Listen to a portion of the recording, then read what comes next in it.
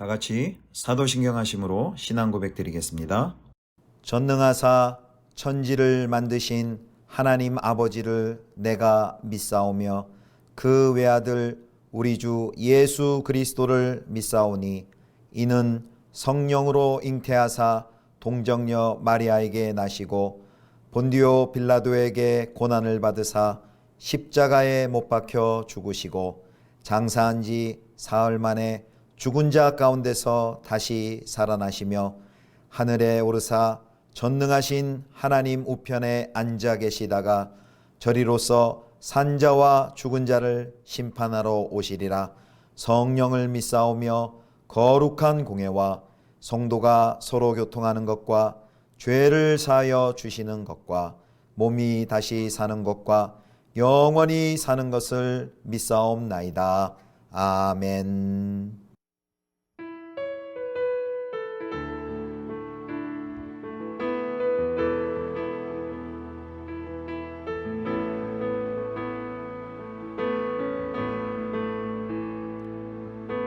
빛나는 왕의 왕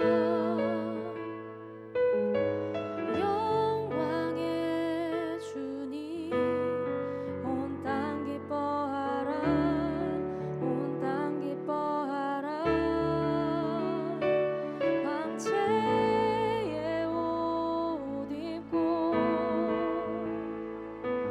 어두운 물리쳐 저 원수는 떠내 저 원수는 떠내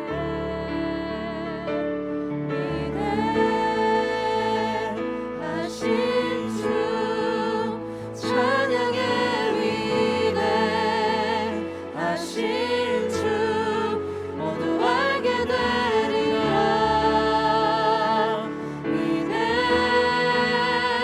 위대하신 주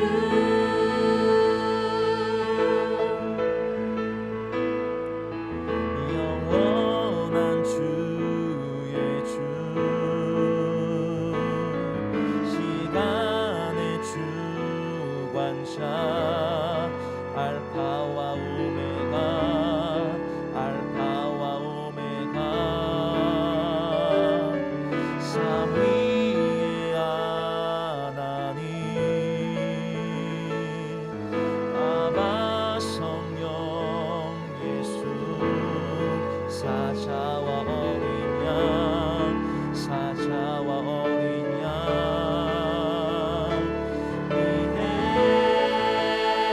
위대하신 주 찬양의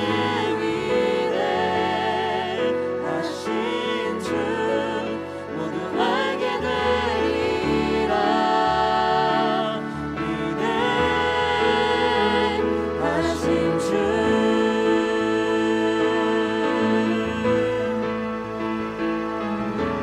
모든 이름 위에 뛰어나신 이름 난 찬양의 위대하신 주 모든 이름 위에 모든 이름 위에 뛰어나신 이름 난 찬양의 위대하신 주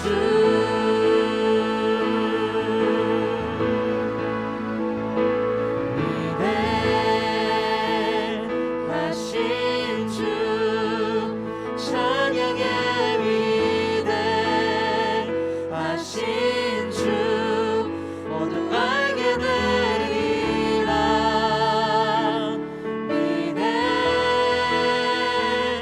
위대하신 주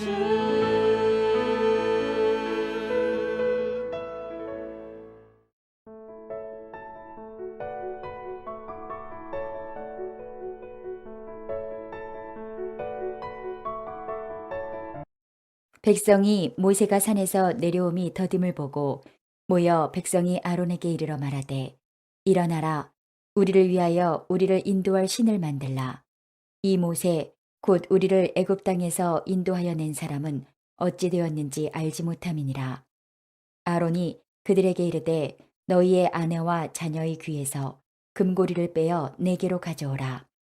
모든 백성이 그 귀에서 금고리를 빼어 아론에게로 가져가매 아론이 그들의 손에서 금고리를 받아 부어서 조각칼로 새겨 송아지 형상을 만드니 그들이 말하되 이스라엘아 이는 너희를 애굽 땅에서 인도하여 낸 너희의 신이로다 하는지라.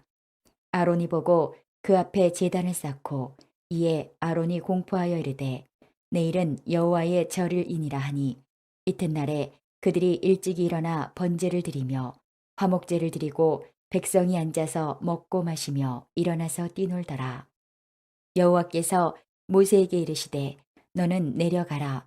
내가 애굽 땅에서 인도하여 낸 내 백성이 부패하였도다.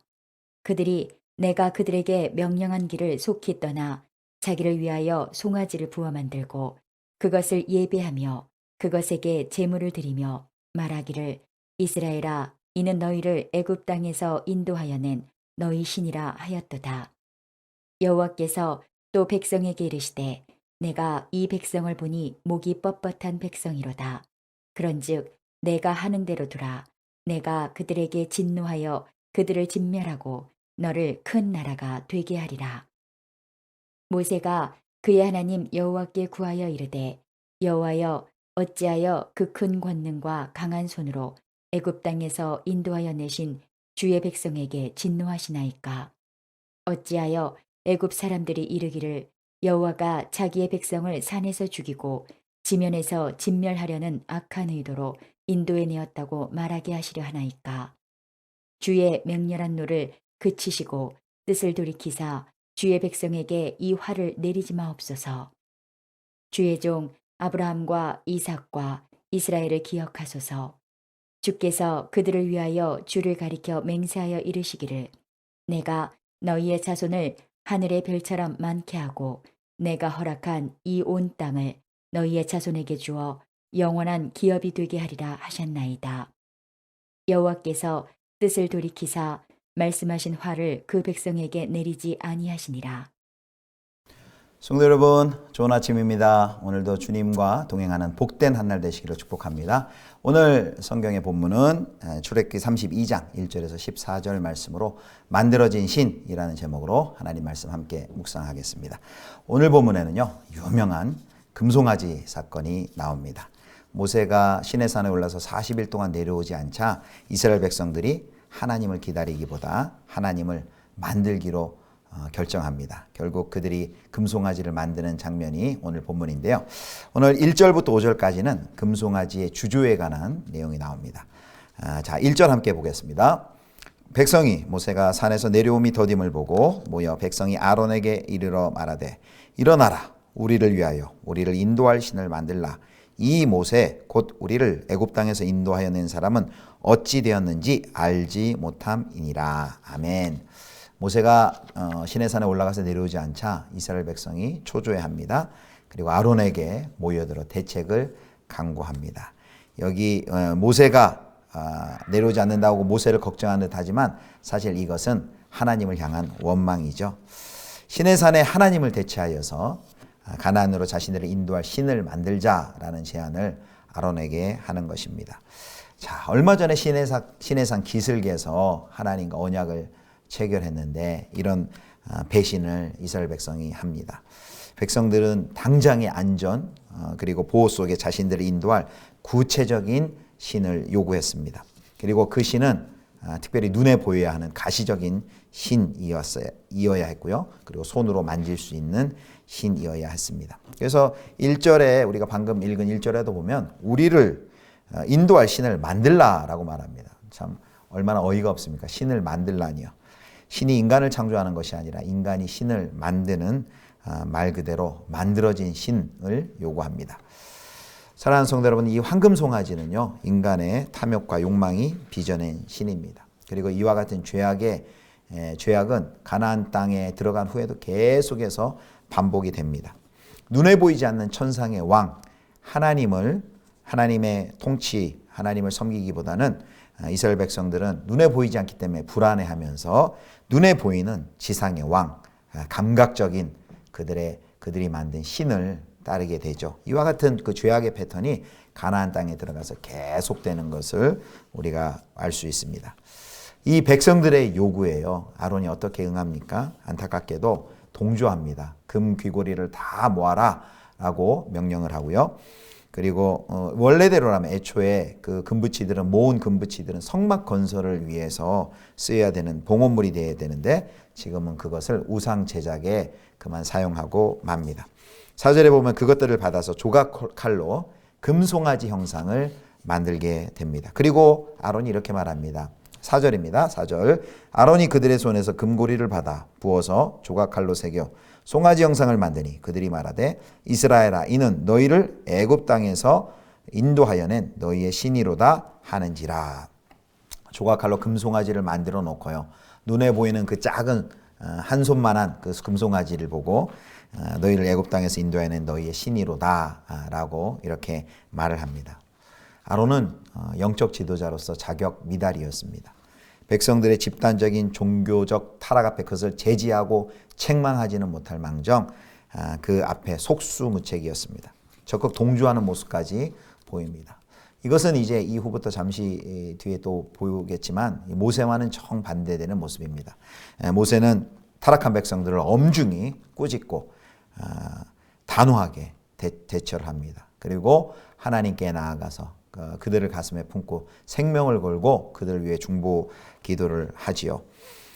사람을 만족시키려는 지도자가 아니라 또 다수의 목소리에 휘둘리는 지도자가 아니라 주님의 말씀에만 굳게 선 그런 지도자가 우리에게 필요합니다. 우리의 지도자들을 위해 그렇게 기도해 주시면 좋겠습니다. 자, 두 번째는 이제 6절부터 8절에는요. 이 주조한 금송아지를 예배합니다. 왜 그런데 송아지일까요? 왜 하필 송아지 형상을 만들었을까요? 이 소는요. 고대 근동 지역에서 풍요와 다선의 신으로 숭배되었습니다. 특히 고대 이집트에서 인기가 있었는데요. 멤피스에서는 그 황소의 신 아피스가 숭배되었고요. 또 온 땅에서는요. 황소의 신 무네비스가 숭배되었습니다. 이집트의 이런 익숙한 관습을 따르고 또 백성의 환호에 들떠서 그만 금송아지 형상을 만든 것입니다. 5절을 보면요. 아론이 이제 금송아지를 위해서 제단을 쌓습니다. 불법적 제단이죠. 불법적 제단을 쌓아서 그 공간을 신성한 공간을 더럽힙니다. 그리고 뭐라고 말하냐면 내일은 여호와의 절일이다 라고 선언합니다. 자기 멋대로 여호와의 절기를 선언하므로 이번에는 시간을 더럽힙니다. 신성한 시간을 오염시키는 죄를 범합니다. 아론이 이야기한 대로 다음날 그 여호와의 절일이라고 말한 그 이튿날이 되자 이스라엘 백성들이 금송아지 앞에서 번제와 화목제를 지냅니다. 드립니다. 그리고 먹고 뛰놀고 즐거워하고 마시고 여기 뛰놀았다라는 것은 종교적 축제의 광적인 음란 행위로 많이 봅니다.